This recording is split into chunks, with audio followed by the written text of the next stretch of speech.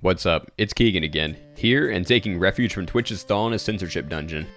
Now that we've finally exited preseason purgatory and a fresh new rank season has started up, all 30 billion players around the globe are scrambling to perform subhuman feats of autism to grind out as many ranked games as humanly possible in order to get masters before ranked actually starts becoming even slightly indicative of skill.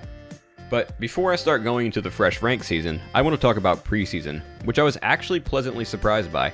Usually, it's about as entertaining as committing ritualistic Japanese suicide, but in a completely surprising turn of events, Season 11 actually managed to hold my attention for almost an entire week while I learned the new items.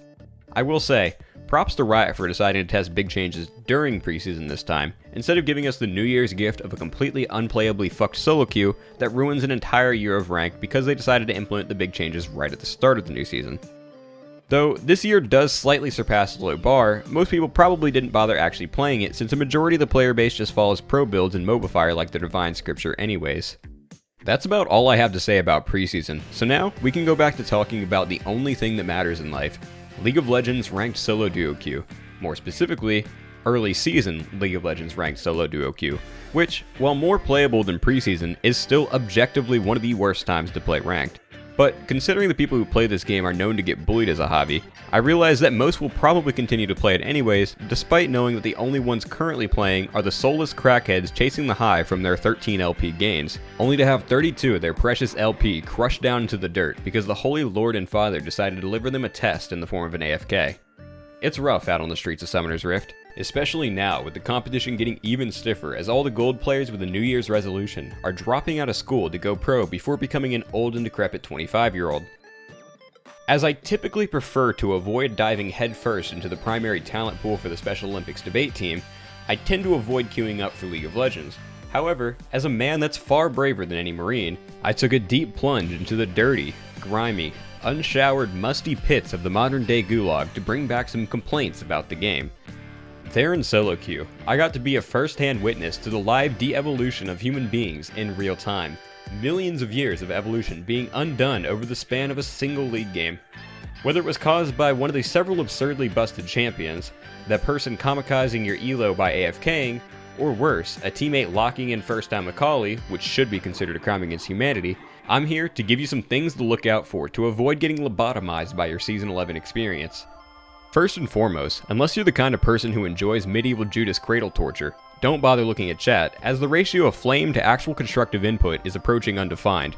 There really isn't any loss. Well thought out plans and suggestions are irrelevant, since your team is just going to tell you to go fuck yourself for telling them how to play anyways, and you especially can't hold a gun to your team's head to make them play better, as it's likely they'd take a bullet to the skull before listening to someone threatening to AFK. Aside from that, I'm not going to be focusing on overall league tips, as I've already made an entire video for these.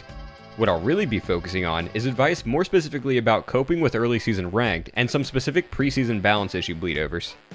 Despite the fact that preseason lasts for 2 months, you can always expect some things to make it through. For example, the goddamn fountain bug that makes you walk out when you slightly click off the map, or the gap in the back button that's been there for 3 years.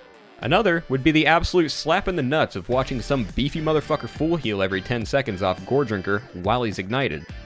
As it turns out, Riot's claim of making healing less prevalent this season turned out to be about as credible as Turkey's claim they were just relocating the Armenians. Somewhere along the way, Riot saying they were going to reduce healing overall so you wouldn't need to buy healing reduction every game, turned into them deciding to do the exact opposite, and instead opting to give us 60% healing reduction items to balance it out, effectively changing nothing.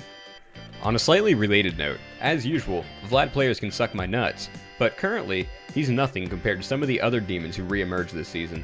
Demons like Anivia and Udyr, which both only require a second-grade education and the mental prowess of a late-stage Alzheimer's victim to pull off. Let's not forget about Sona 2.0, the genocide-fueled pop star that was born and bred in the KDA universe, who also maintains a 55% win rate while still being the 5th most played champion. Interestingly enough, at the same time, Skarner is back with a vengeance, and for the first time in years, not a borderline reportable pick. The main counterplay to these champs is banning them in Select, and waiting for the Bounce team to accidentally whack them back into over-nerfed unplayability hell.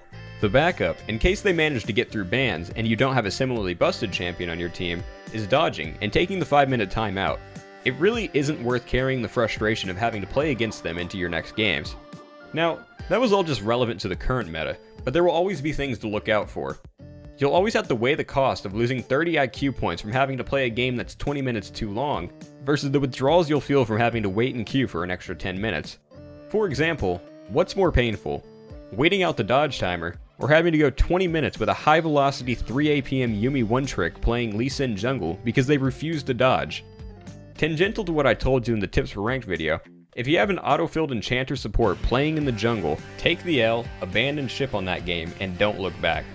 If you happen to be someone that plays the attack damage 35-minute contingency role, this season offers a wide selection of champs for you to completely ignore and instead lock in Kai'Sa.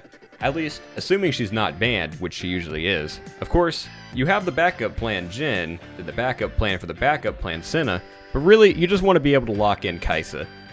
Generally, as an ADC, you can expect there to be anywhere from 2 to 4 playable champs at any given time in the meta. You'll likely find the most success in your role if you just stick to whichever ones those are at the time. However, if you're not into being the 35-minute backup plan, and sniffing glue and huffing pain is more your speed, there's always the option of playing one of the champs designed for the Mensa members of League, like Malphite Top. In their current state, tanks are completely able to opt out of taking damage, but are still somehow simultaneously able to forcefully wax an ADC's taint in less than 2 seconds. Going on Malphite duty is like entering the ring as Mike Tyson matched against 5 children with osteoporosis. It really doesn't matter how much they try and hit you, since they'll just be hurting themselves more by shattering their hands on your rock-hard abs. He essentially acts like an immovable wall that frightens and zones the other team with the sole idea that he may perhaps ult them. They have to deal with the fact that if they happen to get caught by his ult, they'll likely be dead before returning from the atmosphere. This slightly differs from Udyr, who is perpetually sprinting towards people at the speed of light, and supersonic bitch slaps them into a one-way trip to Epstein's Island faster than you can say testify. An alternative for the players who have slight brain function is to play Camille, which, as you've likely heard and or noticed before, has a Cho'Gath ult on her Q, which is not an exaggeration. Either way, regardless of what champions you want to play, climbing an early season ranked is really just a matter of how much time you want to waste playing the game. With hyperinflated LP gains and players not having been filtered into their proper ranks, climbing to Masters is just a matter of how many games you want to slam out. If 3-year hard-stuck D4 players can get Masters with a negative win rate by obsessively grinding, then you can get those end-of-season rewards or whatever rank you've been going for. At least, until you make the mistake of actually trying to play ranked past early season. If you do decide you want to grind right now, hopefully I've successfully alerted you to some of the terrors waiting for you in solo queue, and my last bit of advice is to try a little bit of self-reflection this year. As this will be the first time I charge my Patreon after starting it up 9 months ago, I want to thank the 39 dedicated Treehouse members that forgot to cancel their subscription for their generous donation, and I'll see you all next week for more regularly scheduled and on-time content.